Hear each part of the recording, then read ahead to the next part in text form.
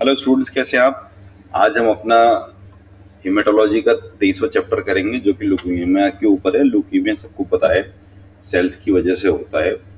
देखिए, ये चैप्टर कुछ थोड़ा कॉम्प्लिकेटेड है। इसमें जो स्टूडेंट्स नॉन बायो बैकग्राउंड से हैं उनको बहुत दिक्कत आएगी, लेकिन कुछ टॉपिक्स हैं जो आपके तैयार होने चाहिए। ल्यूकीमिया की डेफिनेशन, इंट्रोडक्शन, आपको ये पता होना चाहिए क्या है इसका बेसिक क्लासिफिकेशन। जो चार आपको स्क्रीन पर दिख रहा होगा, 4 तरह की ल्यूकीमिया होती है और उन चारों की भी बेसिक डेफिनेशन। हालांकि इस चैप्टर का जो ओवरव्यू है उसमें ये चारों बहुत डिटेल में पढ़ाए गए हैं और इनके भी अलग अलग टाइप होते हैं, किसी के 5 टाइप, किसी के 7 टाइप, लेकिन वो आपसे तैयार नहीं हो पाएंगे और ना ही वो एग्जाम में पूछे जाते। तो बेसिकली आपको इसमें ल्यूकीमिया, उसके क्लासिफिकेशन की भी डेफिनेशन आपको इतना तो आना चाहिए।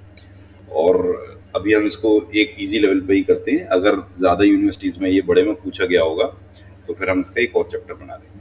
ठीक है, ल्यूकीमिया को हम देखते हैं। ल्यूकीमिया बोन मैरो की फैक्ट्री गलत तरीके से बहुत सारे WBC या उनके इमेच्योर फॉर्म्स बनाती है। एक्यूट केसेस में क्या होता है, सेल्स बहुत फास्ट बनते हैं और ब्लास्ट सेल्स बहुत ज्यादा बनते हैं।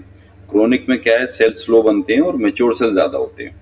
अच्छा, माइलॉइड प्लस लिम्फोइड का हमें देखना होता है कि ये जो गड़बड़ी है वो माइलॉइड लाइन से चालू हुई है, लिम्फोइड लाइन से चालू हुई है।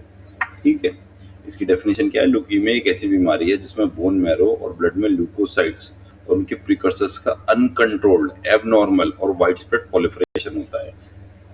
यदि 3 चीजें आपको याद करनी, एक तो अनकंट्रोल हो रहा है, हम उसको कंट्रोल नहीं कर रहे, एबनॉर्मल हो रहा है, जितनी जरूरत नहीं है उससे ज्यादा हो रहा है, और वाइड स्प्रेड, एकदम फैलते जा रहे हैं वो।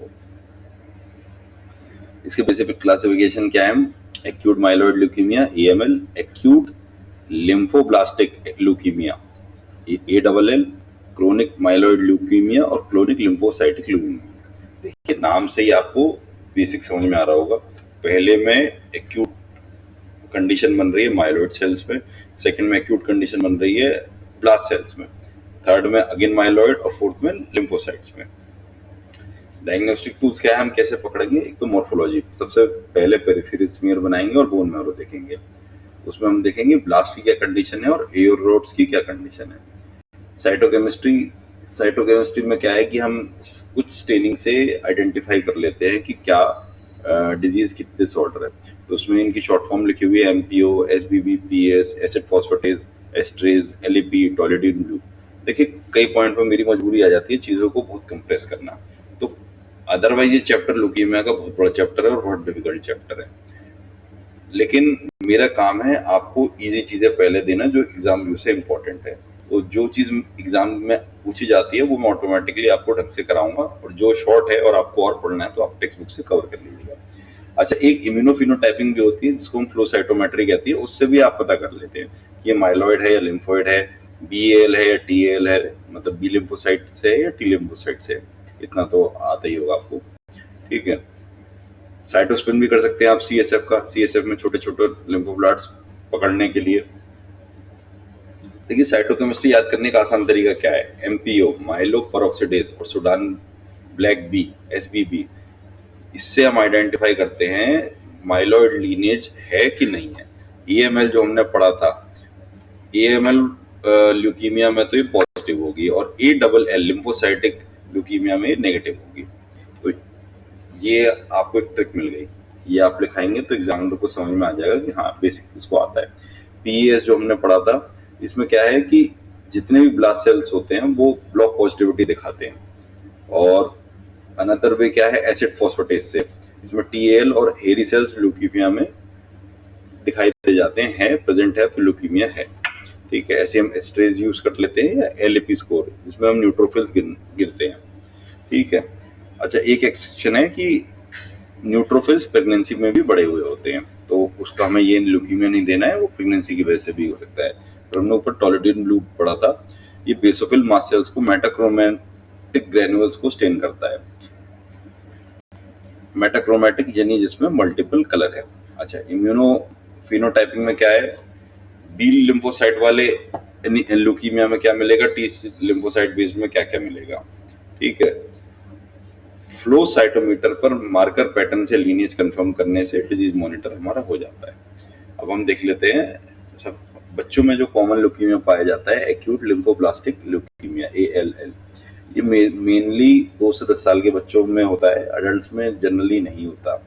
इसमें सिम्टम्स क्या है? फीवर, पैलर बहुत इंपॉर्टेंट है, infections, bleeding, lymph node, spleen and enlargement. ये बेसिक ल्यूकीमिया के हैं जो हर ल्यूकीमिया में लगेंगे। अच्छा, सीबीसी और पेरिफेरल स्फीयर में आपको क्या मिलेगा? नॉर्मोसाइटिक नॉर्मोक्रोमिक अनीमिया, ठीक है, ल्यूकोसाइकोटिस। हमने जो अनीमिया इतना डिटेल में पढ़ा था, अब आपको समझ में आ रहा होगा हमने क्यों पढ़ा था, क्योंकि जितनी भी हार्ट डिजीज है उसमें हम अनीमिया भी क्लासिफाई करेंगे। थ्रोम्बोसाइटोपिनिया, प्लेटलेट्स का गिर जाना, ब्लास्ट प्रेजेंट्स होते हैं। अच्छा, बोन मैरो जो सेल्स होता है वो उसमें 20% से भी ज्यादा ब्लास्ट सेल्स हो जाते हैं, तो हम उसको कंसिडर करते हैं। साइटोकेमिस्ट्री करेंगे तो हमारा ऊपर जो दो हमने पढ़े थे, एमपीओ और एसबीपी, ये नेगेटिव आएंगे, लेकिन पीएस ब्लॉक पॉजिटिव आएगा। ये इसकी पहचान है, इसको स्टार मार्क कर लीजिएगा। इम्यूनोफिनोटाइपिंग में आपको क्या मिलेगा वो भी लिख रहा है, रीड करने से केवल कोई फायदा नहीं। अच्छा, इसके 3 सब टाइप्स होते हैं, L1, L2, L3। L1 में छोटे यूनिफॉर्म ब्लास्ट मिलेंगे, न्यूक्लियाई एब्सेंट मिलेगा, साइटोप्लाज्म बहुत छोटा मिलेगा। L2 में थोड़े बड़े मिलेंगे, लेकिन न्यूक्लियाई इरेगुलर न्यूक्लियाई उसमें प्रेजेंट होंगे, 1 या 2 न्यूक्लियाई। और साइटोप्लाज्म में मिलेगा वो पेल रिम कलर का मिलेगा। थर्ड है L3, इसमें बड़ी सेल्स होंगे और डीप ब्लू साइटोप्लाज्म होगा और पंच्ड आउट वैक्यूल्स मिलेंगे। फिर आगे हमारा second type acute myeloid leukaemia. इसमें यंग एडल्ट्स में ही होता है, यानी कि 2 से 10 साल तक तो वो होगा, और जो यंग एज के लोग हैं बिलो 50 के, उनमें ये मिल जाता है। इसमें भी सिम्टम क्या है? Fever, weakness, bleeding, bone splints and splenomegaly. इसमें देखिए पैलर नहीं है, तो पैलर बहुत इंपॉर्टेंट एक डायग्नोस्टिक फीचर होता है जो आसानी से आप डिस्टिंग्विश कर लें। फिर सीबीसी या पेरिफेरल स्मीयर में क्या मिलेगा? एनीमिया मिलेगा, ल्यूकोसाइटोसिस और ब्लास्ट बहुत सारे होंगे, ठीक है। थ्रोम्बोसाइटोपिनिया यानी कि प्लेटलेट्स उसकी गिरी हुई मिलेंगी, और उसमें आपको एओर रोड्स मिलेंगी, जिसको हम बोलते हैं AML का बैच याद करने के लिए, यानी कि ALL में आयर रॉड्स नहीं मिलेंगी, AML में आयर रॉड्स मिलेंगी। ये आगे हम और 1 मिनट रिवीजन में कर लेंगे। और साइटोकेमिस्ट्री क्या आएगी? हमारा MPO SSB पॉजिटिव आएगा। ऊपर नेगेटिव आ रहा था ALL में, लेकिन इसमें माइलॉइड ल्यूकीमिया में ये दोनों पॉजिटिव आएंगे, तो ये डिफरेंशिएटिंग फैक्टर हो गया। अच्छा देखिए, इसमें 7 तरह के होते हैं, और अगर हम जाएंगे उस पर तो लंबा होगा और याद भी नहीं कर पाएंगे। इसमें आइए क्रोनिक माइलॉइड ल्यूकीमिया देख लेते हैं। CML, इसमें बेसोफिल्स हाई हो जाते हैं और LAP लो हो जाता है। ये भी यंग एडल्ट्स में पाया जाता है। इसमें अनीमिया, वेट लॉस, मासिव स्प्लीनोमेगैली, और क्रोनिक फेज 2 से 5 साल हो जाता है। लास्ट में इसके ब्लास्ट सेल्स इतने बेकार हो जाते हैं कि उनकी जो क्वांटिटी है वो एकदम गिर जाती है। तो यहाँ पे हमें क्या डिफरेंशिएटिंग फैक्टर है? वेट लॉस बहुत जल्दी मिलेगा क्रोनिक में। इसकी सीबीसी और पेरिफेरल्स में क्या आएगा? इसमें WBC बहुत ज्यादा हाई आएंगे, एक्सेसिवली मिलेंगे, और माइलॉइड सीरीज बिल्कुल बेकार दिखेगी। बेसोफिल्स भी बड़े आएंगे, प्लेटलेट्स नॉर्मल आएंगी, इसमें हमें थ्रोम्बोसाइटोपिनिया नहीं मिल रहा है। बोन मैरो का अगर हम एग्जामिनेशन करेंगे तो हमें हाइपरसेलुलर बोन मैरो मिलेगा, और उसमें माइलॉइड हाइपरप्लेजिया मिलेगा। साइटोकेमिस्ट्री में हमारा LAP स्कोर लो आएगा, ऊपर हाई आ रहा था, ठीक है। बायोकेमिस्ट्री हम देखें तो LDH, uric acid, vitamin B12 तीनों बढ़ा हुआ आएगा, क्योंकि ब्लास्ट सेल्स में प्रॉब्लम है। फिर आगे हमारा chronic lymphocytic leukaemia CLL elderly में होता है, और उसमें स्मीयर सेल्स की मात्रा बहुत ज्यादा बढ़ जाती है। इसमें इन्फेक्शंस बहुत कॉमन हो जाते हैं, क्योंकि एक एज के बाद इम्यूनिटी बहुत जल्दी गिरने लगती है, तो पेशेंट्स को छोटी से छोटी बीमारी भी ज्यादा नुकसान दे जाती है। इसमें देखिए लिम्फ नोड्स और स्प्लीन विग मिलेंगे। इसकी सीबीसी और पेरिफेरल स्मीयर कैसे आएगा?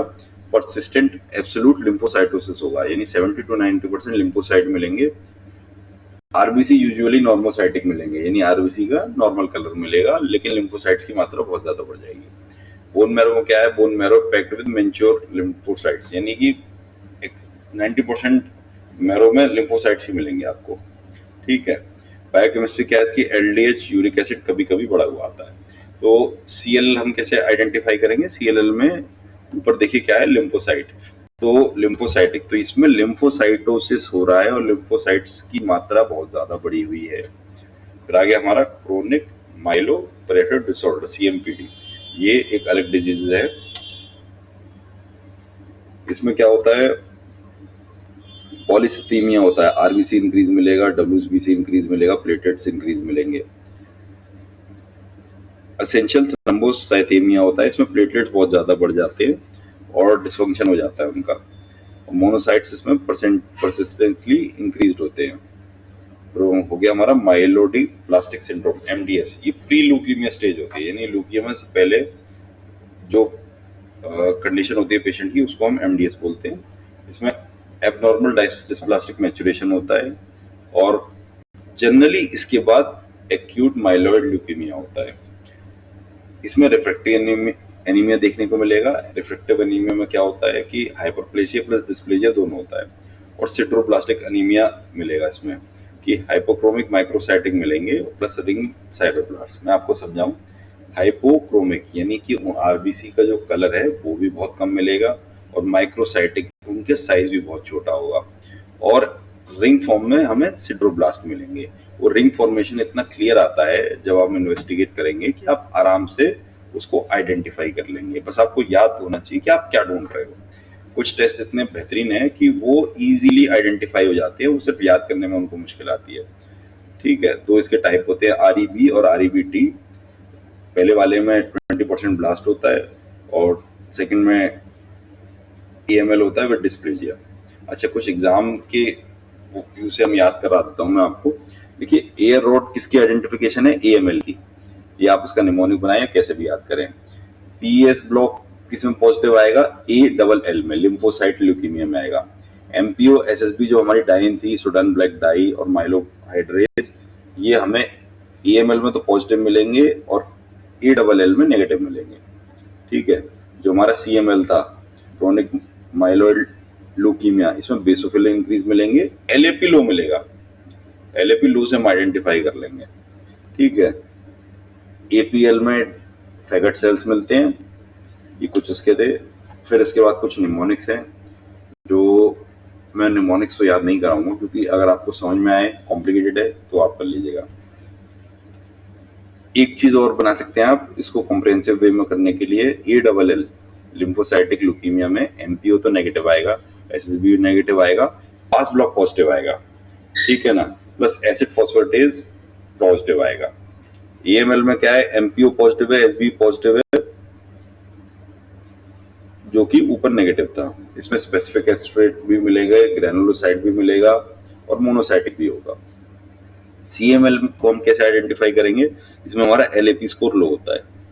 ठीक है, और बेसोफिल्स को निकालने का या आइडेंटिफाई करने का तरीका होता है टोलिडीन ब्लू डाई से, उससे वो पकड़ में आ जाता है। एक बार छोटी समरी और देख लेते हैं। क्या डेफिनेशन थी हमारी ल्यूकीमिया की? Uncontrolled WBC precursor in marrow inbred. Acute versus chronic में क्या फर्क होता है? एक्यूट में ब्लास्ट होते हैं, ब्लास्ट बनते हैं, क्रोनिक में मैच्योर सेल्स बनते हैं। ALL किट्स में मिलती है और इसमें MP और SSB नेगेटिव आती है, पास ब्लॉक पॉजिटिव आता है, और L1, L2, L3 BT markers इसमें प्रेजेंट होते हैं। AML अडल्ट्स में होती है, इसमें ऑयर रॉड्स मिलती है हमको, और इसमें MPO SSB नेगेटिव पॉजिटिव आएगा। ठीक है, और FAB इसमें प्रेजेंट होता है, M1 to M7। CML में WBC बहुत ज्यादा हाई होते हैं, बेसोफिल्स का स्कोर बेसोफिल्स इंक्रीज हो जाते हैं और LAP लो हो जाते हैं। CLL एल्डरली में मिलता है, इसमें एब्सोल्यूट लिम्फोसाइटिस होता है। स्मीयर सेल्स में लिम्फोसाइट्स की मात्रा बहुत ज्यादा पाई जाती है। MDS डिस्पेसिया और ओवर प्रोडक्शन स्टेट्स। MDS के बाद जनरली AML आता है अगर वो हम ट्रीटमेंट उसका नहीं दे पा रहे पेशेंट को। तो इसी के साथ ये चैप्टर खत्म हुआ। थोड़ा सा लॉन्ग है, जितना शॉर्ट हो सकता था, जितना इजी हो सकता था मैंने किया है। आपको कोई भी प्रॉब्लम हो आप कमेंट्स में बताइएगा, उसको भी हम सॉल्व कर लेंगे।